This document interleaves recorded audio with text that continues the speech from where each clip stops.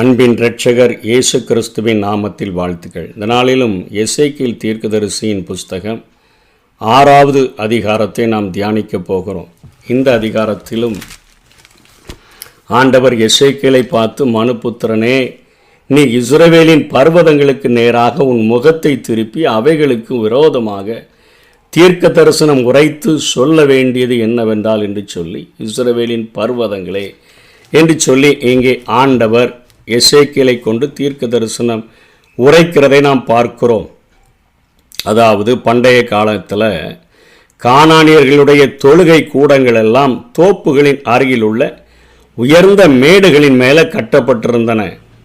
உபாகமம் 12ஆம் அதிகாரம் 2ஆம் வசனத்தில், நீங்கள் துரத்திவிடும் ஜாதிகள் தங்கள் தேவர்களை சேவித்த உயர்ந்த மலைகளின் மேலும் மேடுகளின் மேலும் பச்சையான சகல மரங்களின் கீழும் உள்ள இடங்களில் எல்லாம் இருந்ததை அதை நீங்கள் முற்றிலும் அழித்து, அவர்கள் பலிபீடங்களை இடித்து, அவர்கள் சிலைகளை தகர்த்து, அவர்கள் தோப்புகளை அக்னியினால் சுட்டெரித்து, அவர்கள் தேவர்களின் விக்கிரகங்களை நொறுக்கி அவைகளின் பேரும் அவ்விடத்தில் இராமல் அழியும்படி செய்ய கடவீர்கள் என்று சொல்லி ஆண்டவர் அவர்களுக்கு கட்டளை கொடுத்திருந்தார்.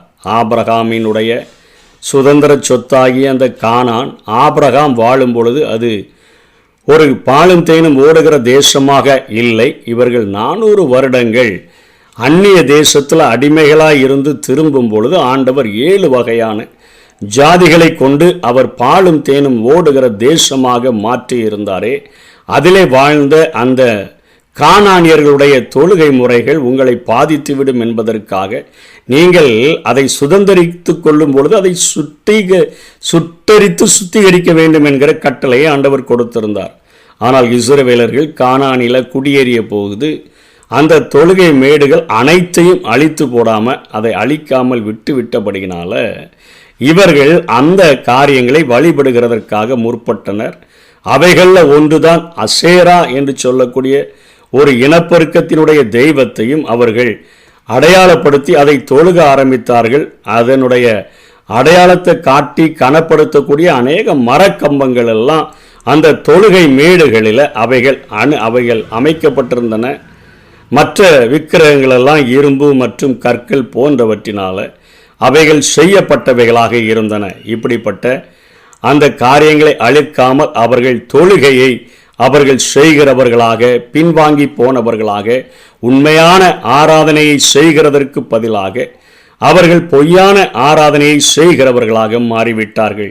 யாத்ராகமம் 20ஆம் அதிகாரம் 3ஆம் வசனத்திலிருந்து 5ஆம் வசனம் வரையிலும், உபாகமம் 5ஆம் அதிகாரம் 7ஆம் வசனத்திலிருந்து 9ஆம் வசனம் வரையிலும் ஆண்டவர் சொல்லுகிற காரியம், என்னையன்றி உனக்கு வேறே தேவர்கள் உண்டாயிருக்க வேண்டாம், மேலே வானத்திலும் கீழே பூமியிலும் பூமியின் கீழ் தண்ணீரிலும் உண்டாயிருக்கிறவைகளுக்கு ஒருப்பான ஒரு சுரூபத்தையாகிலும் யாதொரு விக்கிரகத்தையாகிலும் நீ உனக்கு உண்டாக்க வேண்டாம். நீ உன் தேவனாகிய கர்த்தராயிருக்கிற நான் எரிச்சலுள்ள தேவனாயிருந்து என்னை பகைக்கிறவர்களை குறித்து பிதாக்களுடைய அக்கிரமத்தை பிள்ளைகளினிடத்தில் 3ஆம் 4ஆம் தலைமுறை மட்டும் விசாரிக்கிறவராயிருக்கிறேன். அவரை தொழுது கொள்ளாமல் உண்மையான சிருஷ்டிகரை ஆராதித்து சேவியாமல் பொய்யான காரியங்களுக்கு நம்முடைய கனத்தையும் மகிமையும் செலுத்துகிறவர்களாக காணப்படுவோம் என்று சொன்னால் அது ஆண்டவருக்கு எரிச்சலை கொடுக்கக்கூடியதாக, அவரை பகைக்கிறதாக காணப்படுகிறதை நாம் பார்க்கிறோம். ஆகவே இந்த அதிகாரத்தில் ஆண்டவர் முதலில் சொல்லுகிறார், உங்கள் பாவங்கள் என்று பேசுகிறதை பார்க்கிறோம். 4 வார்த்தைகளை கொண்டு இந்த செய்திகளை ஆழமாக புரிந்து கொள்ளப் போகிறோம்.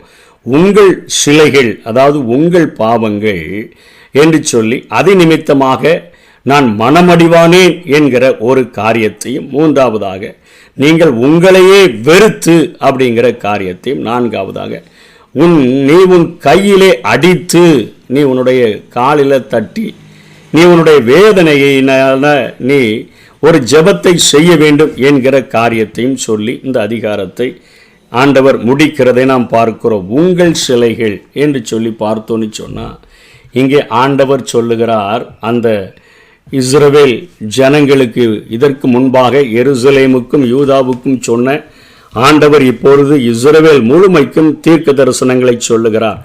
உங்கள் பலிபீடங்கள் பாழாக்கப்பட்டு உங்கள் சிலைகள் உங்கள் பாவங்கள் என்று சொல்கிறார். உங்களில் கொலையுண்ணவர்களை உங்கள் நரகலான என்று சொல்லி ஆண்டவர் உங்கள் பாவங்கள் என்று சொல்லி, உங்கள் பலிபீடங்களை சுற்றிலும் உங்கள் எலும்புகளை சிதற பண்ணுவேன் என்று சொல்லி, உங்கள் பலிபீடங்கள் நீர்மூலமாகவும் பாலுமாகவும் மாற்றப்படும் உங்கள் நரகலான என்று சொல்லி எல்லாம் உங்கள் பாவங்களே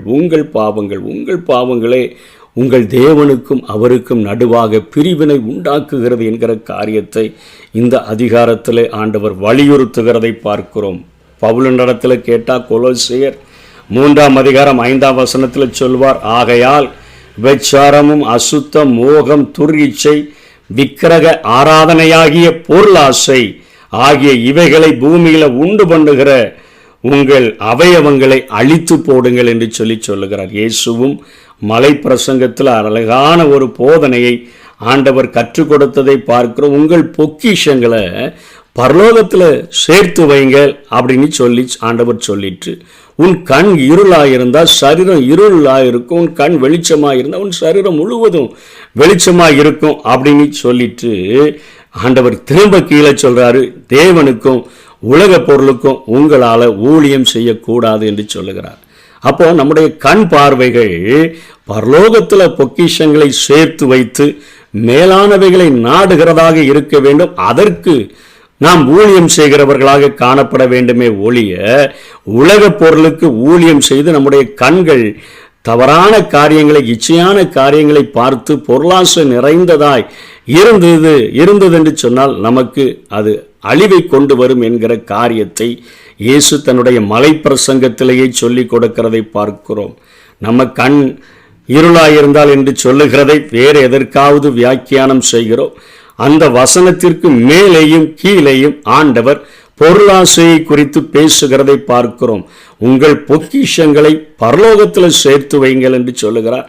பூமிக்குரியவைகளை அல்ல மேலானவைகளை நாடும்படியாய் அழைக்கிற ஆண்டவர் அப்படி செய்கிறவர்களுடைய கண் வெளிச்சமாக இருக்கும்னு சொல்லியும், பொருளாசை நிறைந்தவர்களுடைய கண்கள் இருளாய் இருக்கும் என்று சொல்லியும் அதை விளக்கும் வண்ணமாகத்தான் கீழே சொல்லுகிறார். தேவனுக்கும் உலக பொருளுக்கும் உங்களால் ஊழியம் செய்ய முடியாது என்று சொல்லி ஆண்டவர் போதிக்கிறதை பார்க்கிறோம். ஆனால் இந்த ஜனங்கள் ஆண்டவரை விட்டுவிட்டு ஆராதனை செய்ய வேண்டியவரை விட்டுவிட்டு பொய்யான ஆராதனையை செய்கிறவர்களாக காணப்பட்டபடியினால 9ஆம் வசனத்தில் ஆண்டவர் சொல்லுகிறார், நீங்கள் செய்த அந்த பாவங்கள் என்னை மனமடிவாக்கினது, நான் மனமடிவானேன் என்று சொல்லுகிறார். உங்கள் பாவங்கள் அவரை மனமடிவாக்கக்கூடியதாக காணப்படுகிறது. இன்றைக்கு நமக்குள்ள ஒரு பரிசுத்த ஆவியானவர் இருக்கிறாரே, அவர் புறாவை போல மென்மையான ஆவியானவர். ஆண்டவரை தொழுது கொள்ளாம, ஆண்டவருக்கு முதலிடத்தை கொடுக்காம, ஆண்டவருடைய காரியங்களை நாம் முதலிடத்தில் செய்யாமல் விட்டோன்னு சொன்னால் நம்ம செய்கிற காரியங்கள் நமக்குள்ளாக வாசம் பண்ணுகிற ஆவியானவரை அநேக நேரங்களில் மனமடிவாக்கக்கூடியதாக துக்கப்படுத்தக்கூடியதாக அவைகள் காணப்படுகின்றன. ஆகவே நாம் அப்படிப்பட்ட காரியங்களிலிருந்து நாம் விடுதலை பெறும்படியாக ஆண்டவர் விரும்புகிறதை பார்க்கிறோம். புறஜாதிகளுக்குள்ளே என்னை நினைத்து தங்களுடைய சகல அருவருப்புகளினாலும் தாங்கள் செய்த பொல்லாப்புகளின் நிமித்தம் தங்களையே வெறுத்து என்று சொல்லி அங்கே பார்க்கிறோம். இது ஒரு உண்மையான மனம் திரும்புதலை குறிக்கக்கூடியதாக 11ஆம் வசனம் இருக்கிறது.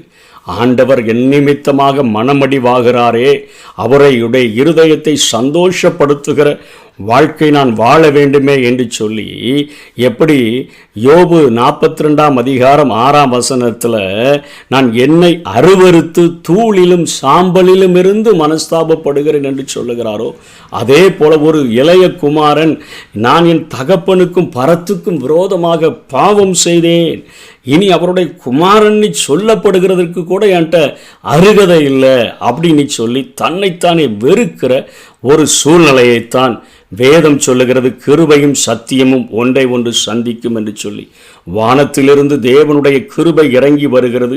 நம்முடைய உள்ளத்தில் வசனங்கள் கிரியை செய்யும் பொழுது ஆண்டவர் நம்மை அத்தனையாக நாம் அருவருத்து நம்முடைய பாவங்களை பார்த்து, ஐயோ இவ்வளவு கேடான வாழ்க்கையில் நான் வாழ்ந்து கொண்டிருக்கிறேனே என்று சொல்லி ஆண்டவருக்கு நம்மை உண்மையாக அர்ப்பணித்து திருந்தக்கூடிய ஒரு காரியத்தை மூன்றாவது பகுதியாக காணப்படுகிறது. உங்கள் பாவங்கள், உங்கள் சிலைகள் உங்களுக்கும் உங்கள் தேவனுக்கும் நடுவாக பிரிவினை உண்டாக்குகிற என்கிற முதல் காரியத்தையும், இந்த காரியங்களின் நிமித்தமாக ஆண்டவர் மனமடிவாகிறார் என்கிற காரியத்தையும், மூன்றாவது தங்களையே வெறுத்து ஆண்டவருடைய சமூகத்தில் மனம் திரும்பினா நம்முடைய அக்கிரமங்களை மன்னித்து அவர் நமக்கு 1000 தலைமுறை மட்டும் இரக்கம் செய்கிற ஒரு ஆண்டவராக இருக்கிறார் என்பதை வேதம் முழுவதிலும் அவர் நமக்கு கற்றுக் கொடுக்கிறதை பார்க்கிறோம். நான்காவதாக, நீ உன் கையிலே அடித்து என்று சொல்லக்கூடிய காரியங்களை இங்கே எசேக்கியேல் ஞாபகப்படுத்துகிறதை நாம் பார்க்கிறோம்.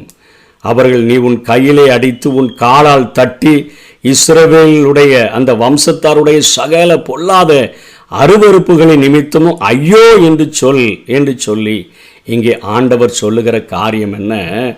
நாம் மனம் திரும்பிட்டோன்னு சொன்னால் தேசத்தில் நடக்கிற அருவருப்புகளை நம்ம பார்த்து ஐயோ என்று சொல்லி நாம் அவர்களுக்காக ஜெபிக்கும்படியாக அழைக்கப்பட்டிருக்கிறோம். எப்படி எசேக்கியேல் 9ஆம் அதிகாரம் 4ஆம் வசனத்தில் சொல்லப்படுகிறதோ, கர்த்தர் அவனை நோக்கி, நீ எருசலேம் நகரம் எங்கும் உருவப்போய் அதற்குள்ளே செய்யப்படுகிற சகல அருவருப்புகளின் நிமித்தம் பெருமூச்சு விட்டு அழுகிற மனுஷர்களினுடைய நெற்றிகளில் அடையாளம் போடு.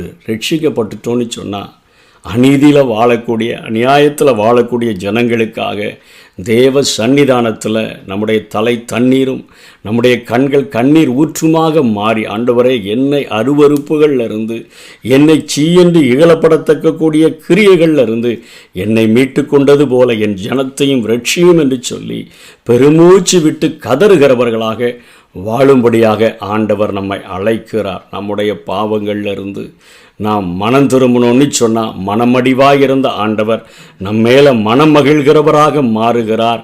நம்முடைய அருவருப்புகளை நாம் பார்த்து நம்மை அருவருத்து மனம் திரும்புகிறது மாத்திரமல்ல, அப்படிப்பட்ட பாவங்களில் வாழ்கிற மற்றவர்களுக்காக மன்றாடுகிற ஒரு பெருமூச்சு விட்டு அழுது வேண்டுதல் செய்கிறவர்களாக இந்த பூமியில் ஆண்டவர் நாம் வாழ வேண்டும் என்று விரும்புகிறார். இந்த காரியங்களை கடைபிடிப்போம். கர்த்தர் தாமே நம்மை ஆசீர்வதிப்பாராக. ஆமென். பரிசுத்தர் கூட்டம் நடுவில் ஜொலி தேடும் சுத்த ஜோதியே, ஆரூபியே வேளையில் ஆடியார் நெஞ்சம் வாரிரோ, ஆரூபியே வேளையில் ஆடியார் நெஞ்சம் வாரிரோ.